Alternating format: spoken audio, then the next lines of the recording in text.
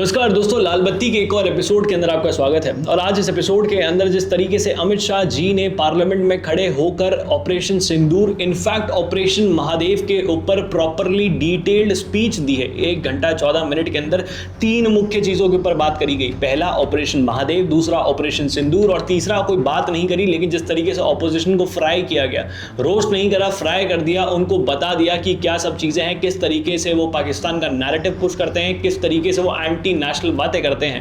ये इस चीज को दर्शा देता है कि अगर जिस चीज के ऊपर ऑपोजिशन बात करना चाहते हैं, हमें ऑपरेशन सिंदूर पे बात करनी है, ऑपरेशन सिंदूर पे बात करनी है, वो सारी चीजें यहां पर ध्वस्त हो जाती है। ऑपोजिशन को ये चीज पता चल जाती है कि वो जिस कार्य के लिए इतने आतुर थे कि हमें ऑपरेशन सिंदूर पे बात करनी है, इतना बुरा झटका, इतने बुरा इस तरीके से स्लैम किया गया है ना प्रोपोजिशन द्वारा, सत्तारूढ़ी दल द्वारा, कि अब देश का विपक्ष कुछ महीनों तक सोचेगा कि उन्हें किस चीज पर बात करनी है, नहीं करनी है। सारे तथ्यों के साथ, सारे फैक्ट्स के साथ इस चीज को प्लेस आउट किया गया।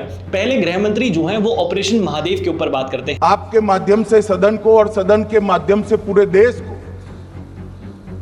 ऑपरेशन महादेव जो कल एक हुआ है, इसकी जानकारी देना चाहता हूं।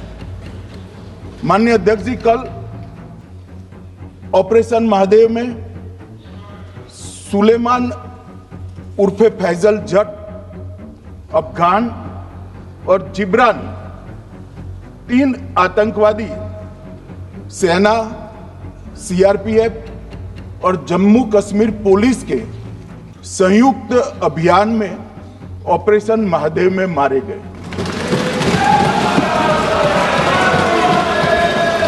और माननीय अध्यक्ष जी, ये जो सुलेमान है, ए श्रेणी का लश्कर ए तोयबा का कमांडर था। पहलगाम हमले में और गगनगिर आतंकी हमले में वो लिप्त था। इसके ढेर सारे सबूत हमारी एजेंसियों के पास है। अफगान ए श्रेणी का लश्कर ए तैयबा का आतंकवादी था और जिब्रान भी ए ग्रेड आतंकवादी था। और माननीय अध्यक्ष जी, मैं सदन को और सदन के माध्यम से पूरे देश को बताना चाहता हूं, जिन्होंने बैसरन घाटी में हमारे प्रवासियों को, नागरिकों को मारा था, ये तीनों आतंकवादी ये थे और तीनों मारे गए। मैं इस ऑपरेशन महादेव के बारे में थोड़ा डिटेल में बताना चाहूंगा। ऑपरेशन महादेव की शुरुआत 22 मई 2025 को, एक प्रकार से तो जिस दिन हत्या हुई थी उसी दिन रात को 22 मई 2025 को हुई। जिस दिन हत्या हुई थी उसी दिन रात को एक सुरक्षा मीटिंग की गई थी जम्मू कश्मीर में। ये पूछ रहे थे, कोई गए नहीं, सिर्फ राहुल गांधी गए। अब आपकी आंख कौन से चश्मे से देख रही है मुझे मालूम नहीं। माननीय अध्यक्ष जी, 1 बजे हमला हुआ, मैं 5:30 बजे श्रीनगर में उतर चुका था। माननीय अध्यक्ष जी, अरे सुनो सुनो, मैं बताता हूँ ना 22 में, सुनो ना प्लीज, धैर्य रखकर सुनो, हमने आपको नहीं टोका है, सुनना पड़ेगा भाई, ऐसे नहीं चलेगा। माननीय अध्यक्ष जी, नहीं, पर बैठे बैठे मत बोलिए आप भी। माननीय अध्यक्ष जी, 23 अप्रैल को टिप्पणी मत करिए। एक सुरक्षा मीटिंग की गई। सभी सुरक्षा बल, सेना, CRPF, BSF, Jammu Kashmir police, और सबसे पहले उसमें निर्णय किया गया कि जो नृशंस हत्यारे हैं वो देश छोड़कर पाकिस्तान भाग न पाए, इसकी हमने पुख्ता व्यवस्था की और भागने नहीं। 22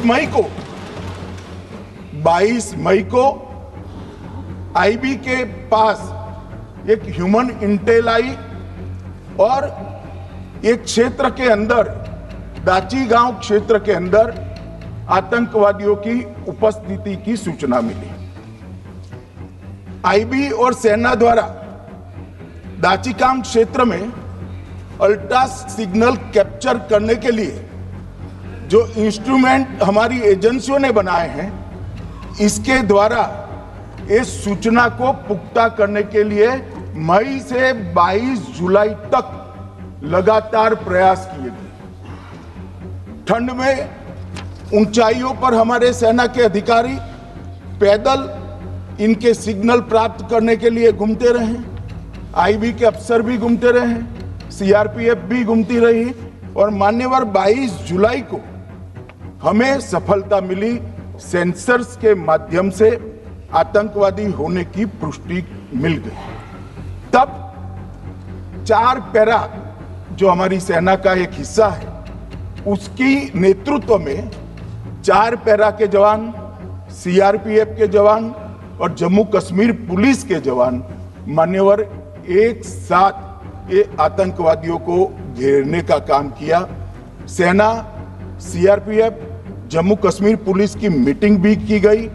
जो 5 ह्यूमन एसेट्स थे उनको भी वहां भेजा गया और कुल मिलाकर कल जो ऑपरेशन हुआ, इसमें हमारे निर्दोष नागरिकों को मारने वाले तीनों आतंकी मौत के घाट उतार दिए। तो अभी आपने देखा कि किस तरीके से ऑपरेशन महादेव के ऊपर गृह मंत्री ने जिस तरीके से सारी डिटेल्स प्रकट करी, सारी डिटेल्स बोली, देश को बताया, सदन को बताया और इस सदन के माध्यम से पूरे देश को ये चीज पता चल गई कि किस तरीके से ऑपरेशन महादेव को कंडक्ट किया गया है, क्यों कंडक्ट किया गया है। इनफैक्ट सबसे बड़ी फाइंडिंग इस पूरे ऑपरेशन में यही थी कि जो तीनों आतंकवादी मारे गए, न्यूट्रलाइज किए गए ऑपरेशन महादेव के अंदर, वो तीनों के तीनों पहलगाम के टेररिस्ट अटैक के अंदर इन्वॉल्व थे। सारे प्रूफ जो गृह मंत्री उन्होंने दिए। देखिए दुर्भाग्य देखिए इस चीज का, एक तो ये अच्छी बात भी है कि गृह मंत्री ने प्रूफ दी, लेकिन आप दुर्भाग्य देखिए कि गृह मंत्री देश के विपक्ष के सामने सारे प्रूफ इसी स्पीच में देते हैं। उन्होंने दूसरी स्पीच का किसी और दिन का इंतजार नहीं किया। क्यों नहीं किया? क्योंकि नहीं, ये चीज पता है कि अगर वो इतना बोल के रुक जाते कि ऑपरेशन महादेव के अंदर जो तीनों आतंकवादी मरे हैं वो तीनों के तीनों पहलगाम के अंदर इन्वॉल्व थे, तो जो देश का विपक्ष है वो इसको एक मुद्दा बना लेता। देश का विपक्ष इसको इस तरीके से पोर्ट्रे करता कि आप सबूत दीजिए। कैसे बोल सकते हैं आप? आपने तो किसी और को मार दिया, आप देश की जनता को गुमराह कर रहे हैं। उनकी बंदूकें क्यों नहीं पकड़ी गई? वो है कौन? उनके नाम क्या है? पाकिस्तान से है नहीं है? ये सारे सवाल पूछे जाते हैं। लेकिन जिस तरीके से गृह मंत्री साहब ने इस चीज को कोट कर लिया कि जो पी चिदम्बरम बोल रहे हैं कि ये पाकिस्तान के है नहीं है, उनके पाकिस्तान की वोटर आईडी के नंबर उनके पास है, उनके पास पाकिस्तान की चॉकलेट मिली है। किस तरीके से इस चीज को बोल दिया जाता है कि जो इनकी शक्लें हैं वो मैच कराई गई, जो बंदूक इस्तेमाल कर रहे हैं, वो जो बंदूक वहां पर इस्तेमाल की गई है पहलगाम के अंदर, वह उसके कारतूस इसके कारतूस मैच कराए गए। तो सारी चीजें, सारे साइंटिस्ट, रिसर्चर्स और जितने भी इसके अंदर जो जांच पड़ताल करने वाले लोग थे, इन सबने ये पुष्टि करी कि ये तीनों आतंकवादी वही हैं जिन्होंने पहलगाम का अटैक किया। तो ये जो एक चीज़ थी, जो एक एजेंडा चला रहा था ना ऑपोजिशन सिर्फ एक दिन पहले तक, कि आपने अब तक उन लोगों को नहीं पकड़ा है, उन लोगों को नहीं पकड़ा है कि जिस तरीके जिन्होंने ये पहलगाम का अटैक किया है उसको प्रॉपरली ध्वस्त कर दिया गया है यहाँ पर देश की सत्तारूढ़ी दल द्वारा। इसके साथ साथ ही कल गौरव गोगोई खड़े होकर बहुत कुछ बोल रहे थे अपनी, मतलब मैं कहूँ बोलते बढ़िया है, क्या बोलते हैं वो बेकार है, लेकिन जिस तरीके जो गौरव गोगोई बोल रहे हैं तो उसको मात्र 1 से 1.5 मिनट के अंदर शांत करते हुए अमित शाह जी ने प्रॉपरली गौरव गोगोई को जवाब दे दिया। और ये शांति ऐसे नहीं हुई है, और ये कहते हैं कि एक भी घुसपैठ नहीं होती है। कभी गए हो आप पाकिस्तान? तो कई बार गए हो गोगोई, आप सीमा पर गए हो? पाकिस्तान तो कई बार गए हो, फिर से बोलता हूं, सीमा पर गए हो, सीमा के माध्यम से पाकिस्तान गए हो। हमारे जवानों की कठिनाई देखो साहब, -43 डिग्री में पहाड़ पर रहकर नदी नालों के बीच में चौकी करते हैं। कोई घुस गया तो क्या हुआ? कोई घुस गया वो बचेगा नहीं।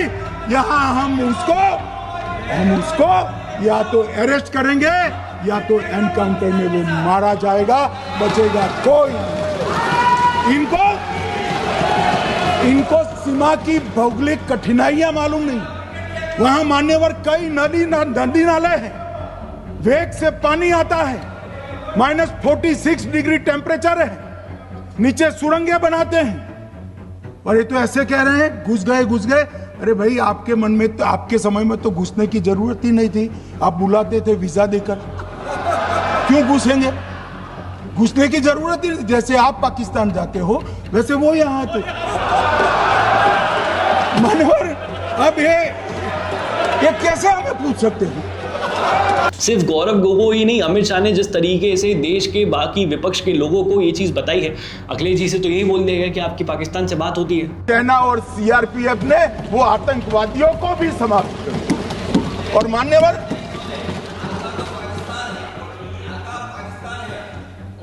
कौन? पाकिस्तान से आपकी बात होती है क्या? अरे बैठ जाओ भाई। मान्यवर मैं बताता हूं कैसे इनके आका मारे गए, वो भी नाम के साथ बताता हूं, जगह के साथ बताता हूं, घंटे मिनट और सेकंड के साथ बताता हूं। मान्यवर मैं तो अपेक्षा करता था कि जब एक सूचना सुनेंगे पक्ष विपक्ष में खुशी की लहर दौड़ जाएगी, मगर ये स्याही पड़ गई इनके चेहरे। ये क्या है मान्यवर? किस तरह की पॉलिटिक्स? भाई आतंकवादी मारे गए, आपको इसका भी आनंद नहीं है? अखिलेश जी बैठ जाइए, मेरा पूरा जवाब सुनिए, आपका सब जवाब आ जाएगा। भाई आप आतंकवादियों का धर्म देखकर दुखी मत होइए। ये आतंकी के ठिकानों पर हमला हुआ, इसमें मारा कौन गया? हाफिज मोहम्मद जमील जैसे मोहम्मद के प्रमुख मौलाना मसूद अजहर के बहनोई, मुदस्सर खादियान मरकज तैयबा मुरीद का प्रमुख, याकूब मलिक जेएम पदाधिकारी, मोहम्मद हमसा जमील जेएम ऑपरेटिव, मोहम्मद यूसुफ अजहर गंभीर रूप से घायल था फिर मारा गया, जैसे मोहम्मद का आमिर मोहम्मद हसन खान गंभीर रूप से घायल था फिर मारा गया, जेएम ऑपरेटिव मोहम्मद हसन गंभीर रूप से घायल हुआ, अब्दुल मलिक, खालिद अबू अक्स और नोएम मलिक, इनका कोई पता ठिकाना नहीं। और मान्यवर ये पूछते थे मुझे कल कि पहलगांव के दोषी कहां गए? वो पहलगांव के दोषी कहां गए? ये जो मैंने, अरे सुनो ना यार, ये जो 10 मैंने नाम पढ़े हैं, इसमें से 8 ये चिदंबरम एंड कंपनी के समय में आतंकवादी घटना घटाने वाले लोगों को नरेंद्र मोदी जी ने। ये जो जितनी भी चीजें अब गृह मंत्री अमित शाह के भाषण से देखी, वो इस चीज को दर्शा देता है कि इतने प्रूफ देने पड़ते हैं क्योंकि देश का विपक्ष संतुष्ट नहीं होता है। देश का विपक्ष न जाने किस चीज को सोचता रहता है, समझता रहता है, बात करता रहता है। वीडियो को एंड करते हुए मैं एक चीज पर एक चीज पर बोलना चाहूंगा। पार्लियामेंट के अंदर एक फैक्ट फाइंडिंग कमेटी होनी चाहिए। जिस तरीके से देश का विपक्ष खड़े होकर कुछ भी बोल देता है, कैसे भी बोल देता है, एक तो होता है कि एक है कि सामने वाला इंसान हम पे कब्जा करना चाहता है, कि फ्यूचरिस्टिक प्लान है, वो बोल देते हैं कि सामने वाले आदमी ने कब्जा कर लिया है।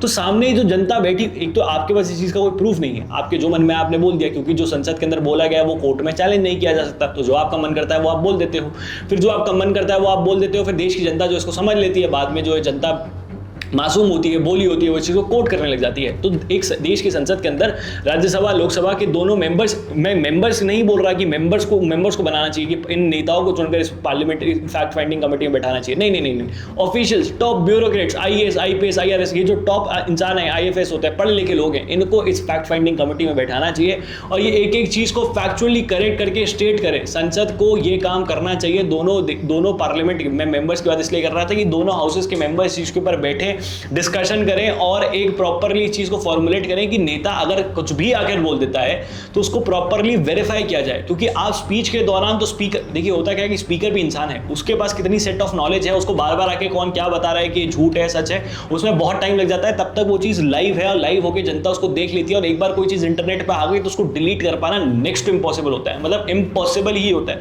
आप इंटरनेट पर आई भी किसी भी चीज को डिलीट कभी नहीं कर सकते। ये भ्रम होता है लोगों का कि हमने उसको डिलीट कर दिया, आप उसको डिलीट कभी नहीं कर सकते। तो ये फैक्ट फाइंडिंग कमेटी होनी चाहिए पार्लियामेंट के अंदर, क्योंकि नेता कुछ भी बोल देते हैं, कुछ भी जो उनका मन करता है वो बोलना शुरू कर देते हैं। कल गौरव गोगोई ने भी कुछ भी बोल दिया था, वो तो ओम बिरला साहब ने उनको रोक दिया और बता दिया कि आप झूठ मत बोलिए। आज अखिलेश यादव ने भी कुछ भी बोल दिया। इनफैक्ट डीएमके की जो नेता है करुणानिधि, उन्होंने भी कुछ भी बोलना शुरू कर दिया था। तो ये जो एक चीज है ना कि ये कुछ भी बोल देते हैं, तो ये कुछ भी बोलने के ऊपर एक क्वेश्चन मार्क और इनके ऊपर एक एक्सक्लेमेटरी मार्क लगाना चाहिए कि भैया आप कुछ भी मत बोलिए यार। एक फैक्ट फाइंडिंग कमेटी होनी चाहिए। बाकी आप लोगों की क्या राय है नीचे कमेंट बॉक्स में लिख के बताइएगा। इस वीडियो को शेयर करें, ज़्यादा लोगों तक पहुंचाएं। जय हिंद, जय भारत, भारत माता की जय, और हाँ, पानी बचाएं।